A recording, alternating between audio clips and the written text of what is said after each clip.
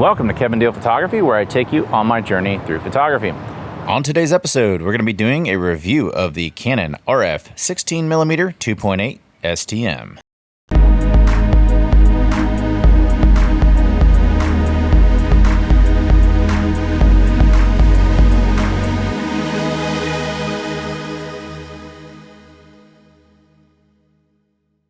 Welcome to today's episode. If you're not familiar with Kevin Deal Photography, I do gear reviews, tips, techniques, and tutorials, and I dive into film. If any of that sounds good to you, click the subscribe button below. The RF16 2.8 is a pancake lens. It kind of borrows the same shape as the RF35 1.8, but it's about half the size. It's only $299, and there's a lot of you out there who I think might benefit from having this lens in your arsenal. I personally like to use it for vlogging. I like to use it when I want to run and gun some wide shots real quick. And so I'm going to take you on a journey here on the streets of Houston, Texas. I'll shoot some video with it. I'll even try some street photography with it. I'll take some pictures with a full frame and with a 1.6 crop, because I know a lot of you use R7s and R10s. So anyway, let's go check out what the RF16 2.8 can give us here on the streets of Houston, Texas. Now, I already own ultra-wide lenses, but this still never ceases to amaze me how close you can get to a subject and take it all in. That's the beauty of having an ultra-wide. You can get up close to things and you don't have to back up. I have to do that with a lot of my other lenses.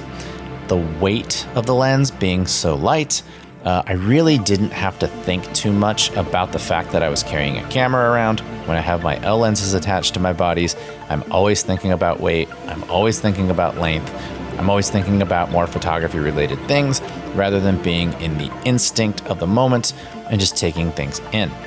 I personally feel the lens is acceptably sharp when you look at this shot right here. No, it's not going to be L quality, but man, that's pretty awesome. A little bit of softness in the corners, but I don't really do technical reviews. I just go out and take pictures and see if I like it, and so far, I'm really enjoying using this lens.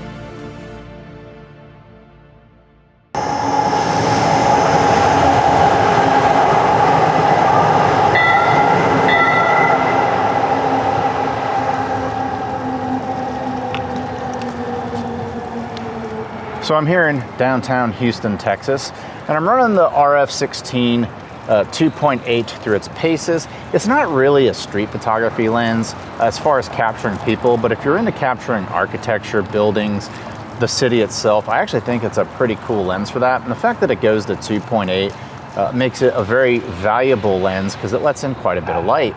Now, the lens isn't image stabilized, but I think it does a pretty good job handheld if you're doing vlogging. So if you're looking up this lens for vlogging, I actually do recommend it, and I'm going to show you an example of that right now.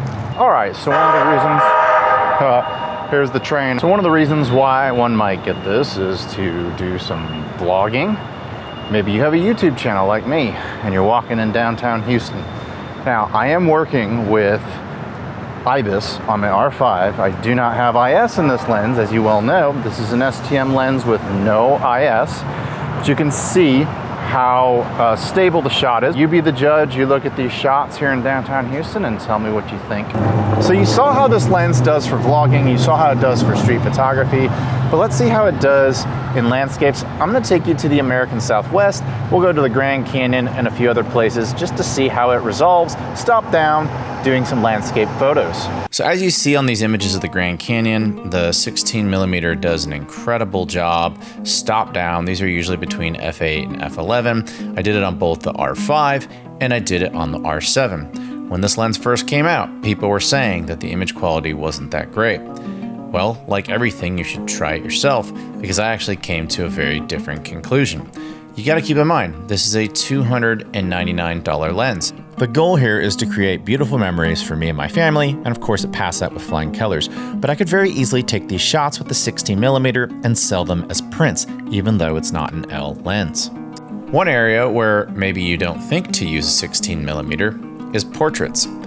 I actually like to use the 16mm 2.8 when I'm out on a portrait session. I usually use it to do my my video recording for my YouTube channel while I'm using my R5. I'll be using one of my L lenses to shoot models. but I'll be using the 16mm usually on my R7. And sometimes I'll take my 16mm off my R7, put it on my R5, and then I'll get some really cool ultra wide shots with my subjects in them. It gives me something unique for my portfolio, for the model's portfolio. And there's no reason why you can't use something like this 16mm for your portfolio if you're a portrait photographer.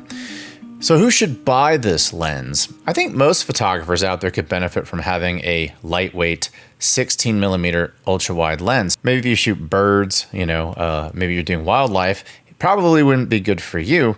But let's say you're just getting into real estate photography. The 16mm will actually do really well with interiors. It goes to 2.8. And of course, you're shooting on a tripod anyway. Landscape photographer, like I said and shown you, I think it does just fine there. You can use it for unique portraits, as I showed you. And you can also use it for things like street photography if you're wanting to do more cityscape type stuff. But if you're using it on an R7, 26mm is a little wider than street photography. Normal, fields of view, you usually do 35 to 50 for street photography, but you could get away using this on an R7. As I'm showing you right here, you can see these shots of the Palms restaurant in downtown Houston. I think that when you do that 1.6 crop factor, that, when it's zoomed in a little bit, I think that looks pretty cool.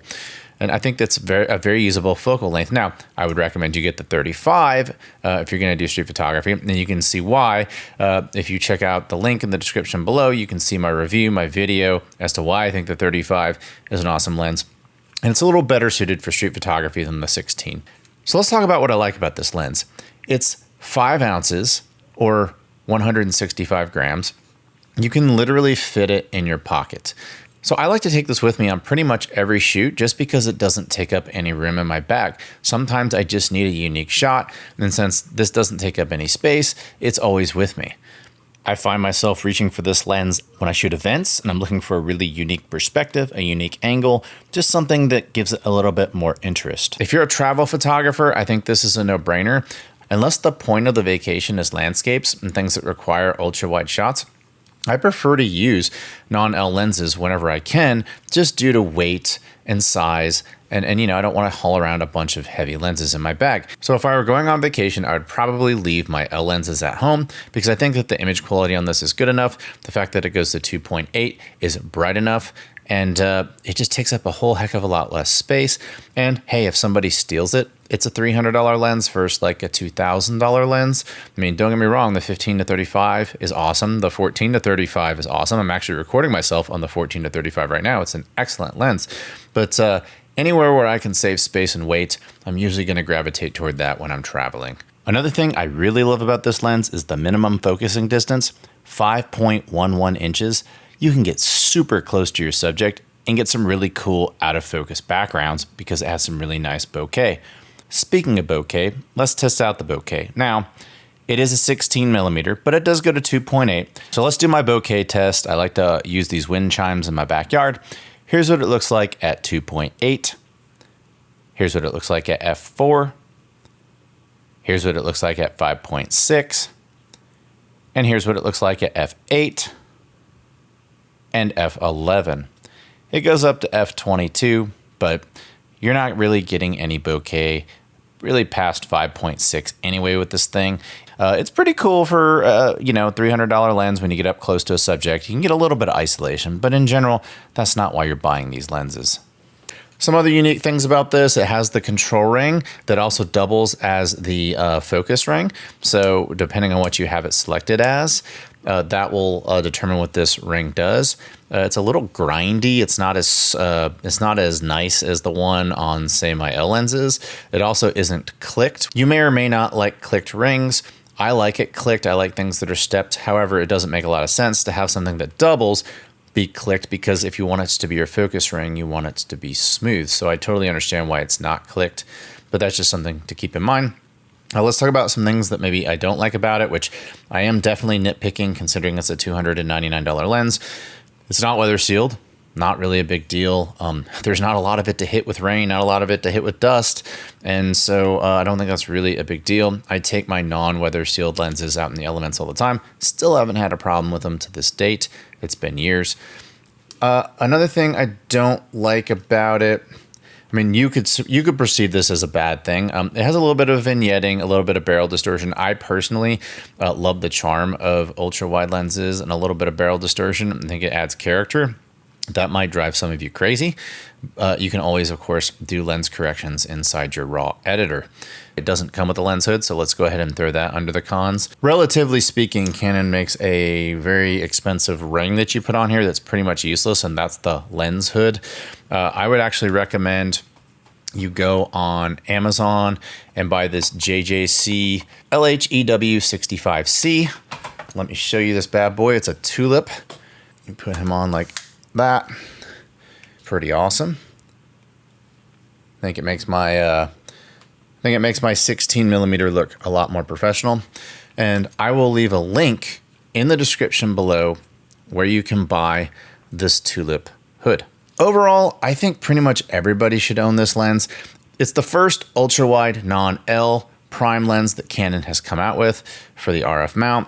It has an STM motor. I found that the STM motor is very quiet during use, which is great for video. It does not have image stabilization, but if you have an R5, an R6, an R7, you already have in-body stabilization. And as you saw from the videos earlier, it doesn't really wobble too much, but handheld, it can be a little jittery. You just need to be stable or use it on a gimbal. When I look at some of the most creative shots I've done on this channel so far, they've been done with the RF16mm. I love taking shots and subjects to the outer edge of the frame. With an ultra wide, it distorts, but I actually think that's what makes it so cool. I grew up on Thrasher magazine. I used to see fisheye shots of skateboarders. I think it's great, and it's one of the very reasons I love this lens. Anyway, that concludes my review of the Canon RF16mm f2.8. If you like what you saw today, I encourage you to tell me in the comments below. I always use your comments as fuel for future episodes. I like to listen to your feedback. But if you love this episode, if you learned something from this episode, if you like this channel, click the subscribe button below. Your support is very appreciated. And until next time, I'll see you soon. Bye.